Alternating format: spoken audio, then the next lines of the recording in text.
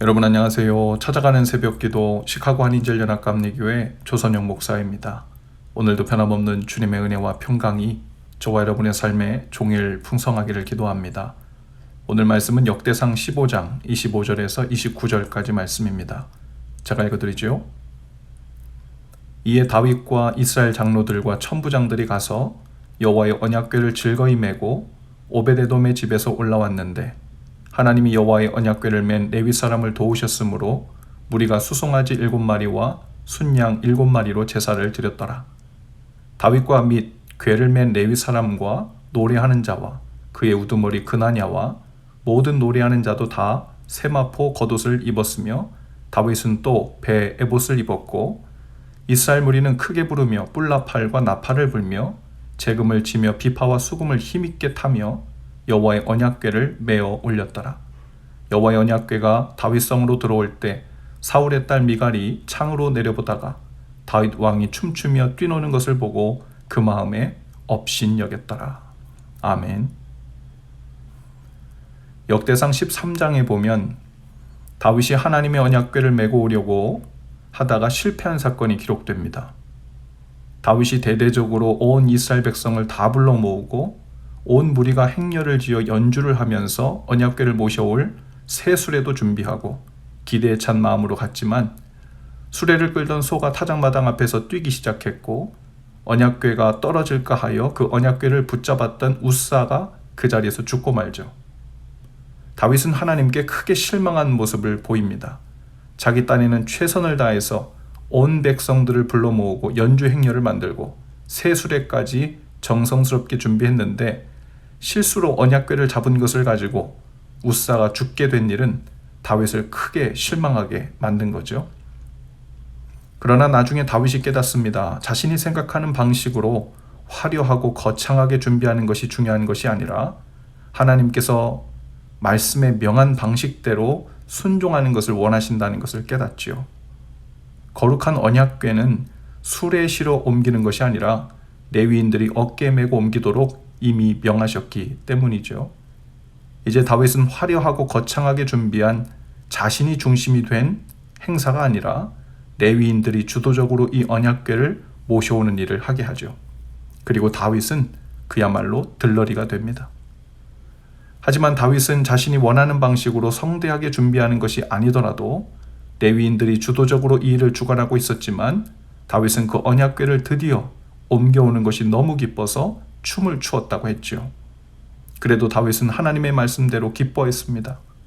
자신의 눈에 보기에 크고 성대하게 입성식을 하는 것이 중요한 것이 아니라 하나님의 말씀대로 순종했을 때 오는 기쁨이 다윗에게 임한 것이었습니다. 그런데 이때 주의 언약궤가 다윗성으로 들어올 때 사울의 딸 미갈이 창밖을 내다보다가 다윗 왕이 춤추며 기뻐하는 것을 보고 마음속으로 업신여겼다고 했죠. 미갈은 그 기쁨에 동참하지 못했습니다. 다윗이 기뻐하는 것을 이해하지 못했어요. 오히려 다윗이 기뻐하고 감사하는 것을 업신여겼다고 했습니다. 왕으로서 채통을 지키지 못하는 것을 업신여겼습니다. 어쩌면 미갈은 그 행렬이 그렇게 화려하지도 못하고 왕의 행렬처럼 그 수준에 걸맞지 않는다고 생각했을지 모르죠. 번쩍이는 새 수레에 실려서 들어오는 것도 아니었기 때문에 그저 세마포를 입은 레위인들의 어깨에 들려 들어오는 언약궤가 초라해 보여서 왕과 왕비의 위엄에 맞지 않는다고 생각했던 것 같습니다. 그런데 그 앞에서 왕이 기뻐서 옷이 벗겨지는 줄도 모르고 춤을 추고 있으니 그것을 부끄럽게 여기고 업신여겼던 겁니다.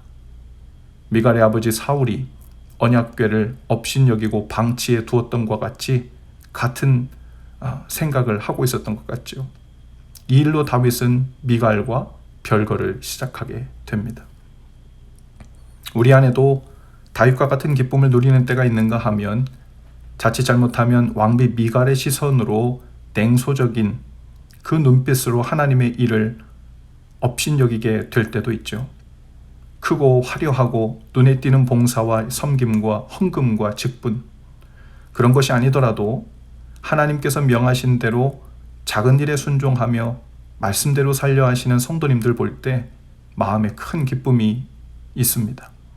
자신이 주인공이 되는 자리도 아니고 누가 그 수고를 알아주지 않아도 성실하게 주님께서 명하신 일을 감당하는 분들을 보면 참 귀하다 하는 마음이 듭니다. 요즘 한동안 우리 교회에 큰 어려움이 있었죠. 교육부에서부터 성가대, 각 부서들 할 것 없이 큰 어려움을 겪었습니다. 많은 분들이 그 자리를 비우면서 마비 상태가 된 거죠. 하지만 와서 이야기를 들어보니 마음에 큰 어려움과 상처가 있음에도 불구하고 조용히 맡은 자리에서 섬김을 하시는 분들, 자리가 난 곳까지 2배, 3배로 발런티어로 섬기시느라 애쓰시는 분들, 그것을 당연하게 여기며 헌신하신 성도님들이 너무도 많다는 것에 놀랐습니다.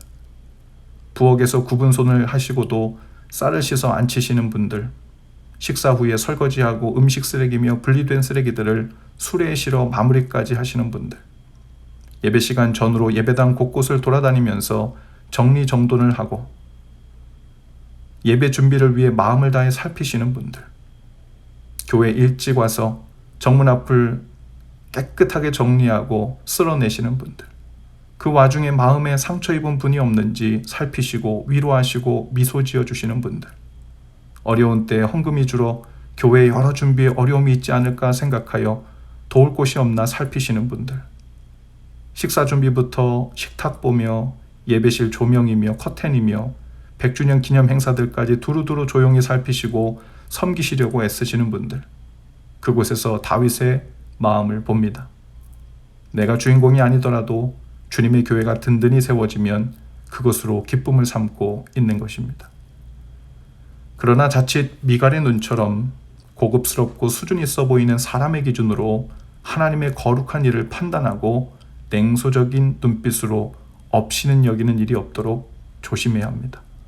우리는 너무도 약한 존재여서 금세 다윗의 마음으로 낮은 마음으로 섬기고 기뻐하다가도 자칫 금세 교만해져서 미갈의 눈을 갖게 되기도 하지요. 오늘 저와 여러분의 눈과 마음을 다윗의 것처럼 새롭게 해주시기를 기도합니다. 겸손하고 진실한 손길을 보며 오직 하나님께서 주인공이 되시고 주님이 기뻐하실 것 같아 우리에게도 기쁨이 임하는 섬김과 봉사와 헌신이 있기를 바랍니다. 오늘 그 눈과 마음으로 우리 자신은 물론 사랑하는 가족과 교회와 일터에서도 겸손한 감사와 기쁨이 충만하시기를 주님의 이름으로 축복합니다. 기도합시다. 주님, 저희에게 다윗의 겸손한 마음과 주님만 바라보고 기뻐하는 마음을 주옵소서. 한시라도 미갈의 교만하여 냉소적인 눈길을 담지 않도록 저희의 눈과 마음을 지켜 주옵소서. 예수님 이름으로 기도합니다. 아멘. 여러분 오늘도 말씀 동행으로 화이팅입니다. 내일 아침에 다시 찾아뵙지요.